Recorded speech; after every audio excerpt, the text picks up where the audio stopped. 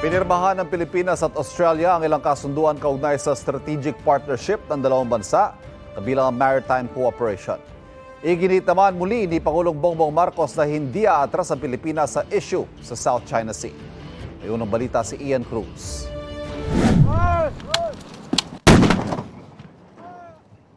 Agosto ng nakaraang taon, nang idaos ng Pilipinas at Australia ang amphibious training activity na Exercise Alon. Nagsama-sama ang halos 2,000 Australiano, Pilipino at Amerikanong tropa para pag-usayin ang interoperability o pagtutulungan laban sa mga hamon sa seguridad. Nasundan niya ng Maritime Cooperative Activity ng Australia at Pilipinas sa Exclusive Economic Zone ng bansa. Bukod sa Amerika, Australia lang ang bansang may Visiting Forces Agreement sa Pilipinas. Kaya hindi raw may kakaila ang halaga ng strategic partnership ng Pilipinas sa Australia ayon kay Pangulong Marcos sa pagharap niya sa Australian Parliament. We have long known that our prosperity and development are anchored on the peace and stability of the Indo-Pacific. Today, that peace, that stability, and our continued success have come under threat. Once again, we must come together as partners to face the common challenges confronting the region. Nagpasalamat ang Pangulo sa suporta ng Australia sa gitna ng mapangahas sa pagkilos ng China sa South China Sea. Sabay giit na walang atrasan pagdating sa soberenya ng Pilipinas. I will not allow any attempt by any foreign power to take even 1 square inch of our sovereign territory. The challenges that we face may be formidable, but equally formidable is our resolve. We will not yield.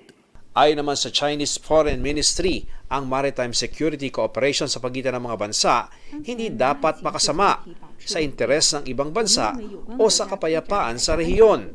Stable nila ang sitwasyon sa South China Sea.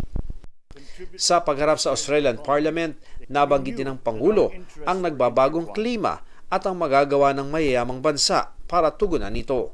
This glaring disproportion between our share of responsibility and our vulnerability reflects an injustice that must be corrected. Developed countries must do more, and they must do it now. Sa gitna ng talumpati ng Pangulo, inilabas naman ni Australian Senator Janet Rice ang isang placard na nagsasabing, "Stop the human rights abuses." I did it on behalf of every Filipino person whose human rights have been abused by the government of President Marcos and the government of President Duterte before him. Sinusubukan pa ng GMA Integrated News sa makuha ang panig ni Marcos at dating Pangulong Rodrigo Duterte ukol dito. May mga miyembro rin ng Filipino community na nagprotesta sa labas ng Parliament.